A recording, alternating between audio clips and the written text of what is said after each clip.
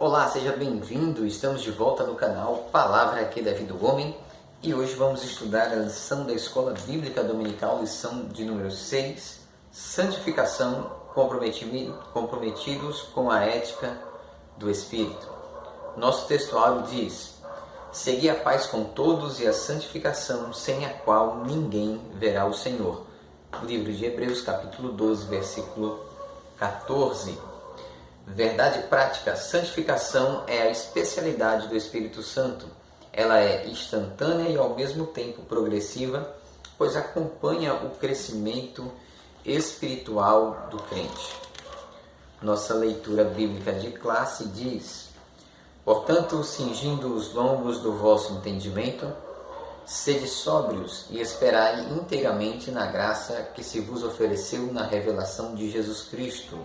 Como filhos obedientes, não vos conformando com as concupiscências que antes havia em vossa ignorância, mas começando aquele que vos chamou, sede vós também santos em toda a vossa maneira de viver. Porquanto escrito está: sede santo, porque eu sou santo. E se vos invocais por Pai, aquele que, sem acepção de pessoas, julga segundo a obra de cada um, andai em temor durante o tempo da vossa peregrinação, sabendo que não foi com coisas corruptíveis, como prata ou ouro, que fostes resgatado da vossa vã maneira de viver, que por tradição recebeste dos vossos pais, mas com o precioso sangue de Cristo, como de um cordeiro imaculado e incontaminado, o qual, na verdade, em outro tempo foi conhecido ainda antes da fundação do mundo, mas manifestado nestes últimos tempos por amor de vós.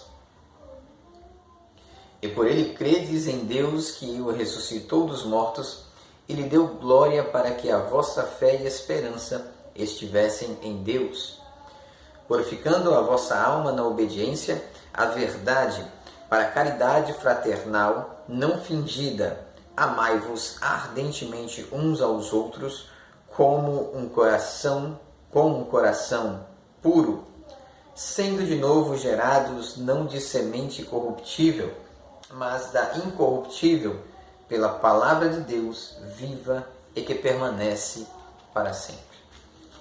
No nosso ponto 1, o nosso comentarista na introdução, ele vai falar que Deus é absolutamente santo e não há em sua natureza variação. Deus, ele não é mau. Deus, ele é bom em sua totalidade e essência, e não há em Deus variação ou sombra de nada que possa ser corruptível. Ele é puro, santo e imaculado eternamente.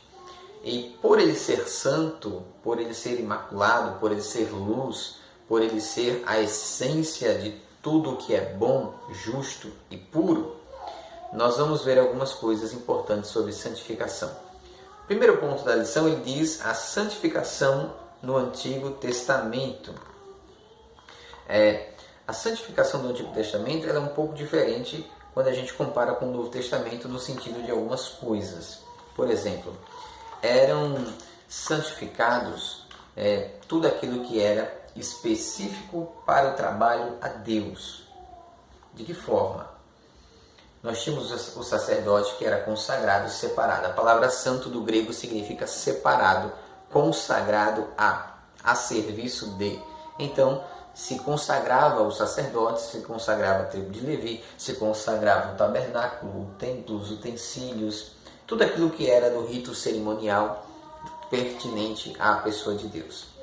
Esta santificação, ela também era fazer a separação entre o que era puro e o que era impuro. Também era um tipo de você se santificar ali. Então, não tocar em determinado animal, não comer determinada comida, não tocar nos mortos, eram coisas que o mantinham santo, separado daquela impureza ou daquela imundícia conforme o rito da lei. Contudo, é importante entender que esta santificação do Antigo Testamento, ela tinha ali a importância de orientar o povo sobre o que era imundo para o povo, de acordo com a lei de Deus, do que o povo devia se resguardar e de como o povo devia se portar. Porém, a própria nação de Israel como um todo deveria ser santificada, santa. Isto falando de cada indivíduo, né? Cada indivíduo deveria ter esse preceito, porque afinal Israel, ele é um povo que é separado do mundo para ser um espelho da glória de Deus para o mundo. Então o mundo, ele é dividido em duas partes: Israel e gentios, hebreus e gentios. Quem é gentio? Todo povo que não é originário de Israel, da nação eleita, da descendência de Abraão. Então todos nós somos gentios. Israel é o povo que foi tirado de dentro do povo, através da descendência de Abraão, para ser um modelo para toda a humanidade. Segunda coisa, consagração. O termo consagrar significa investidura de funções sagradas, ou em outras palavras, é dedicar-se ao serviço de Deus, né? Foi consagrado a determinado ofício, a determinada posição, a determinado serviço específico na casa de Deus. Então nós tínhamos ali os profetas, os homens que eram consagrados a profeta, os homens que eram consagrados a reis, os homens que eram separados para o sacerdócio, para o serviço sagrado. Eles eram consagrados com este fim. Temos também a questão da purificação. O termo tahor, puro, limpo, derivado do verbo taer, né? Que significa limpo ou puro. Também temos o kadosh, santo, do verbo kadosh. Pertence ao mesmo campo semântico e ambos implicam ou se aplicam à santidade de Deus. Então, toda vez que eu falo de purificar, eu falo dos ritos da lei, que era para purificação devido a algum procedimento que deveria ser realizado, como por exemplo, quando alguém entrava em contato com um morto, quando alguém tocava em alguma coisa imunda, tinha-se o rito da purificação que era feito através da água. Síntese do tópico 1. O Antigo Testamento mostra que a santidade de Deus se originou nele mesmo. Ele é a plenitude gloriosa de sua excelência moral. Ponto 2. A santificação no Novo Testamento. Nós vamos ver no Novo Testamento que a santificação é uma obra da Trindade. O Novo Testamento ele vai tornar explícito o que antes estava implícito no Antigo Testamento. Então nós vamos ver que o Pai é santo, o Filho é santo, o Espírito Santo é santo. Ele é a fonte de toda a santidade. Ele é a essência dessa santidade. Então nós temos ali a natureza da santificação no segundo ponto, né? Não há no Novo Testamento um ritual de purificação cerimonial ou legal de santificação, diferente do que se havia na conduta mosaica, de acordo com a lei de Moisés, né? Então agora nós vamos entender que esta necessidade de santificar-se, ela é constante. Então eu preciso cada vez mais me separar do mundo e me consagrar ou me aproximar de Deus, tá? Quando eu falo em consagração, não estou falando de um costume que se tem hoje na igreja, daquele jejum de meio período. Não, estou falando de separar-se a Deus, no sentido de não se envolver com as coisas do mundo, com o pecado do mundo e as vaidades do mundo. Então nós temos, né, o ponto 2, a natureza dessa santificação. E ela não vai ser de cerimonial. Ela é chamada teologicamente de santificação posicional, referente à mudança do pecador para a santificação.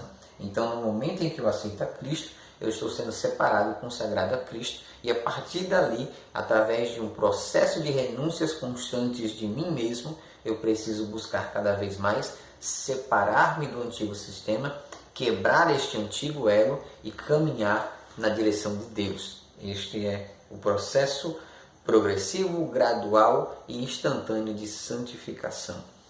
É uma necessidade, né? João 3,3 vai dizer que ao nascer a criança continua o seu crescimento físico e mental. Então nós crescemos, desenvolvemos e evoluímos. Aceitamos a Jesus, nascemos, andamos na caminhada da fé, crescemos, precisamos então nos desenvolver e alcançarmos outros patamares. Síntese do tópico de número 2. No Novo Testamento, a santidade é a semelhança do caráter de Cristo. No tópico 3, nós temos a santificação aplicada ao crente, a comunidade de Jesus. Então, as epístolas do Novo Testamento, elas vão visar fortalecer as igrejas e exortá-las à santidade diante de Deus. Ora, se Deus é santo e eu me aproximo de Deus, eu preciso buscar a santidade. Se Deus é bom e eu me aproximo de Deus, eu preciso buscar a bondade. Se Deus é justo e eu me aproximo de Deus, eu preciso buscar a justiça. E isso é uma coisa que está relativa à caminhada na fé. Ponto 2, uma vida santificada. E como nós podemos ter uma vida santificada? Primeiro, conhecendo o princípio. Qual é o princípio? É a palavra. A palavra de Deus é o princípio. Nós vemos aqui no nosso textuário que ele diz assim, segui a paz com todos e a santificação, sem a qual ninguém verá a Deus. Então, sem santidade, sem paz, eu não consigo ver a Deus, porque Deus é santo.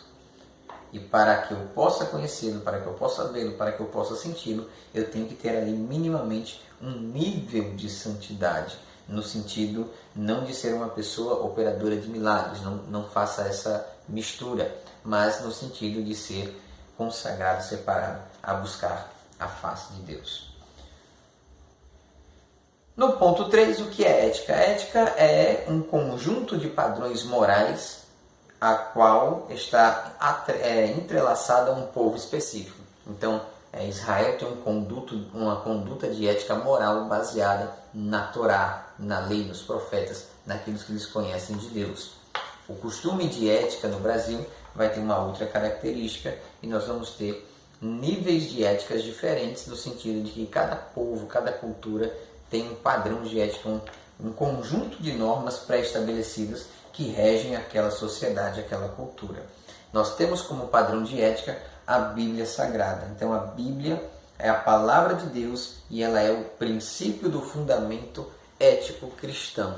Então, sem a ética contida na Bíblia, não há cristianismo. É ali onde encontro os valores, os padrões, as normas, os cuidados, o que é certo, o que é errado. Síntese do tópico de número 3, o Espírito Santo é a fonte de santidade, segundo o padrão de Jesus Cristo. Nós concluímos assim que este processo ele é extremamente necessário, ele é inerente a todo crente, né? Todos precisam buscar e ter este padrão, e é a manifestação da graça de Deus em nossas vidas, e em reciprocidade nós começamos então a buscar a Cristo na medida que Ele vai nos revelando a sua graça, a sua bondade, a sua santidade. Que Deus te abençoe, Deus te guarde. Se você não é inscrito, se inscreve no canal. Gostou do vídeo? Manda para frente e vamos alcançar o maior número de pessoas possíveis. Fiquem com Deus.